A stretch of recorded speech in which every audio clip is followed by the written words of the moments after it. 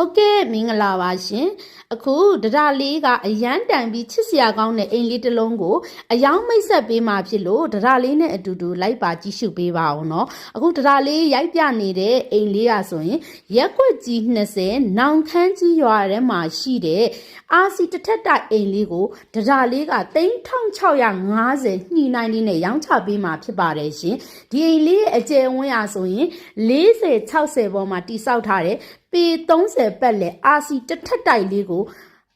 မိတ်ဆက်ပေးခြင်းလို့ဒါလေးကလာရောက်ရိုက်ကူးပြသပေးခြင်းဖြစ်ပါတယ်နော်ဒီအိမ်လေးရဲ့အားသာချက်ကသူ့အိမ်ရှိကလမ်းကပေ20လမ်းကျယ်ဝန်းပြီးတော့အိမ်ထဲမှာကား3စီးလောက်ရက်လို့ရတဲ့အနေအထားကြန့်ရှိမှာဖြစ်ပါတယ်နော်ယခုခေတ်ခါစင်းနဲ့စောင့်မယ်ဆိုရင်တော့3000ဝန်းကျင်လောက်ကြာမှာဖြစ်တဲ့အတွက်အိမ်လေးနဲ့ခြံလေးနဲ့ကို3650အသင့်တက်နေရမယ်ဆိုရင်လူကြီးမင်းတို့ဒါလေးကိုစိတ်ဝင်စားစေချင်ပါတယ်နော်အခုဒါလေးကအိမ်လေးကိုလိုက်ပြပေးမယ်ဝင်ချင်းမှာပဲအေကန်းအကျယ်ကြီးနဲ့ဖျားစင်လေးနဲ့ပရိဘောဂတွေနဲ့အပြည့်အစုံလှပနေတာကိုမြင်ရမှာဖြစ်ပါတယ်နော်ဒီအိမ်လေးမှာမာစတာတစ်ခန်းရိုး2ခန်းအခန်းကျယ်ဒီကြိုင်ပါရှိမှာဖြစ်ပြီးတော့ဒီအိမ်လေးကိုဝယ်ယူလိုက်တာနဲ့အိမ်ထဲမှာပါရှိတဲ့ပရိဘောဂတွေအကုန်လုံးကိုလက်ဆောင်အဖြစ်ထားခဲ့ပေးမှာဖြစ်ပါတယ်နော်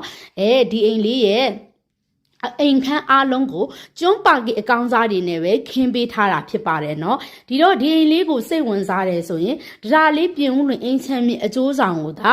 ဟယ်လိုလိုက်ပါเนาะဒါလေးကတေးချာစာလိုက်ပြပေးမှဖြစ်ပါတယ်ရှင်ကဲဒီအိမ်လေးမှာပါရှိတဲ့အနေအထားလေးတွေကိုရိုက်ပြပေးပြီးတာဖြစ်ပါတယ်ရှင်